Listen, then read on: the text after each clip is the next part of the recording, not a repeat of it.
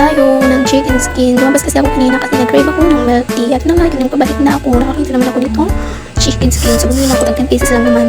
So, ayan na nga guys. Nilagyan ko na nga yan ng suka. Ayan, nilagyan ko ng suka. At kinain na nga. Ang sarap talaga. Wow! Ayan. Nakulak pa talaga yung suka. Ang sarap kasi yung suka nila guys. Parang may sugar ata yun. I don't know. Basta yun. Ang sarap talaga. Ito yung guys. Yung milk tea na binili ko kanina. Tag 29 pieces lang yan dito. Ang sarap pa. With dark choco pa yung flavor na yun. So yun nga guys, kain lang muna ako dyan. Basta ang sarap ng suka talaga nila dun eh. Wow! Yung chicken nila, crunchy pa yan. Hindi ko na mapakita sa video kung paano pa-crunchy yan. Guys, kain muna ako dyan. Kain lang girl.